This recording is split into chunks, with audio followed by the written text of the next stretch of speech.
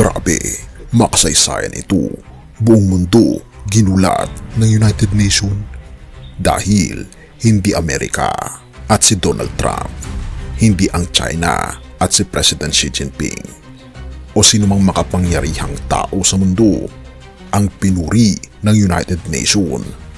Dahil, oo, si Pangulong Bongbong Marcos pinuri ng United Nations at gustong maging leader sa Asia at sa mundo.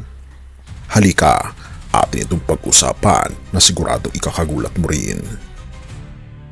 Yan ang problema po sa mga hindi nag-aaral at hindi nag-iisip at hindi inaalam kung ano talaga ang programa ng gobyernong ito. Makapagsalita lamang para makakuha siguro ng mga views, pero hindi po ito naaayon sa realidad. Unang-una po, kapag ka po ang isang leader, dapat siya ay nagbibigay ng opinion, siya ay nagsasuggest, nagbibigay ng desisyon ayon sa katotohanan, ayon sa facts, ayon din sa mga sitwasyon at ayon sa mga kondisyon ng mga stakeholders. Hindi po ayon lamang sa iisang kaibigan. Dahil kung dyan po manggagaling ang iyong desisyon, malamang lumigwak ang buong Pilipinas kung puro kaibigan, puro chismis lang po ang ating pagbabasihan ng desisyon. Ang Pilipinas sa mundo, bridge builder na hindi may pagkakaila.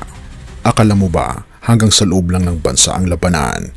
Isipin mo, sa gitna ng kaguluhan sa Middle East at tensyon sa iba't ibang panig ng globo, may isang bansa na kinilala ng United Nations bilang bridge builder. Sinabi rin ni Guterres na nais niyang mas marinig ang boses ng Pilipinas sa UN na matagal nang kinikilala bilang bridge builder sa loob ng organisasyon. Hindi lang ito basta papuri, pero isang hakbang patungo sa pagiging leader ng Pilipinas sa Asia at sa buong mundo. Nakipagpulong si Pangulong Ferdinand Marcos Jr. kay United Nations Secretary General Antonio Guterres sa UN headquarters sa New York. Huling nagkita sina Pangulong Marcos at Guterres noong October 2025 sa sidelines ng 47th ASEAN Summit and related summits sa Kuala Lumpur, Malaysia. Sa naging bilateral meeting, tinalakay ng dalawang opisyal ang ilang issue kabilang ang kandidatura ng Pilipinas para maging non-permanent member ng United Nations Security Council para sa term 2027 hanggang 2028 kung saan nakatakda ang eleksyon sa June 3, 2026. Ayon kay Palace Press Officer Claire Castro, pinuri ni Guterres ang pamumuno ni Pangulong Marcos sa pagsusulong ng peace at democracy sa Pilipinas. Ipinahayag din umano ng UN Secretary General ang suporta ng UN sa ASEAN chairship ng bansa at binigyang diin ang mahalagang papel ng ASEAN sa pagpapalakas ng global cooperation. Paano nga ba nagawa ni President Ferdinand Marcos Jr. na mapahanga ang United Secretary General sa loob lamang ng isang bilateral meeting?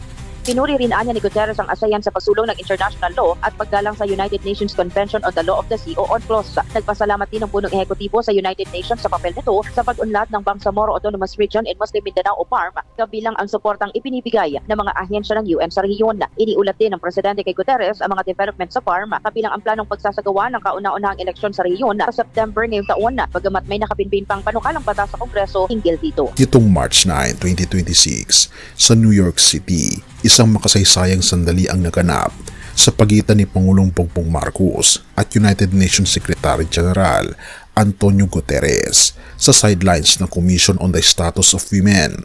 Hindi lang basta kamayan ang nangyari, pinuri mismo ni Guterres ang dedikasyon ng Pilipinas sa kapayapaan at demokrasya. Therefore, mas lumakas ang kumpiyansa ng ating bansa para sa kampanya para sa non-permanent seat sa United Nations Security Council para sa terminong 2027 hanggang 2028. Nakatakda ring makipagpulong ang Pangulo kay UN Secretary General Antonio Guterres upang pag-usapan ang mga nangyayari sa Middle East. He will also reiterate the Philippines' commitment to the United Nations and to multilateralism. Mr. Secretary General, Excellencies, distinguished delegates, it is certainly an honor to address the 70th session of the United Nations Commission on the Status of Women on behalf of the people of the Philippines. The Philippines stands ready to work with all nations to advance this cause, because when women rise, societies rise with them. When women lead, nations move forward. And when every girl, no matter where she is born, can stand with confidence and say that her future is truly her own. And then we will know that we have built not only a more equal world, but a better one for all of humanity. Thank you and mabuhay. Bakit bridge builder? Dahil sa kabila ng pagiging founding member ng United Nations, pinatutunayan natin na kaya natin maging boses ng katwiran sa gitna ng mga nagbabangga ang mga superpower. Pero hindi lahat ay believe.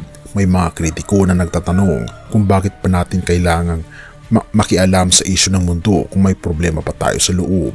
Therefore, ang sagot ni Guterres ay malinaw. Kailangan ng mundo ang boses ng Pilipinas dahil ang ating pagiging peacemaker ay subok na mula sa BARM hanggang sa pagtataguyod natin ng UNCLOS sa ating mga karagatan.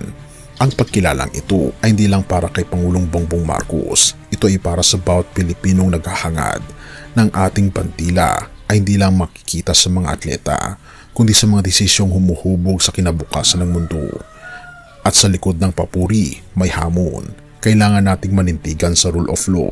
Therefore, ang ating pagtakbo sa Security Council ay hindi lang tungkol sa posisyon, kundi tungkol sa pagpapakita na ang Pilipinas ay handang-handa ng tumayo bilang leader sa Asia at sa buong mundo. Purihin ang ating Panginoong Diyos. Sa mata ng Panginoon, ang pagiging leader ay laging nakaugat sa pagiging takapagdala ng kapayapaan. Ang bridge builder ay isang banal na katungkulan. Sabi sa Mateo 5 verse 9, mapalad ang mga tagapamayapa sapagkat sila ay tatawaging mga anak ng Diyos.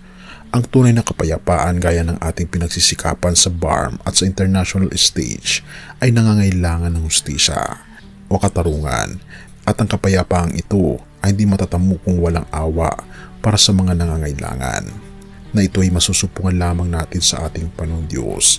Therefore, ang pagkilala ng United Nations sa Pilipinas ay isang paalala na ang ating misyon ay hindi lamang para sa sarili nating mga pag-unlad, kundi para maging instrumento ng liwanag sa isang mundong madilim at magulo.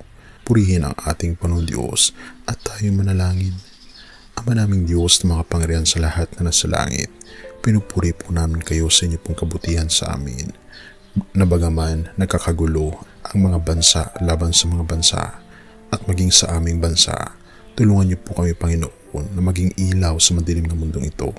Gabayan ng aming Pangulo, ang mga leaders ng bawat nasyon, na itaguyod, Panginoon, ang kapayapaan na nakasentro sa aming Panginoon Kristo, na ang pinakaugat ng kapayapaan ay hindi manggagaling sa amin, kundi manggagaling sa aming Panginoong Diyos, sa aming Panginoon Kristo.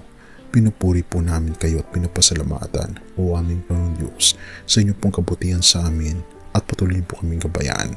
At salamat po, o aming Panginoong Diyos, sa mga mirakulong nangyayari sa aming buhay. Pinupuri po namin kayo at pinapasalamatan, o aming Panginoong Diyos, sa inyo pong kabutihan sa amin at patnubayan niyo po kami at patawarin po kami sa lahat ng aming mga pagkukulang at pagkakasala. At salamat po sa pagdinig ng aming mga panalangin, sapagkat ito po ang aming samot hiling sa matamis na pangalan ng aming Panginoong Hesus. Amen.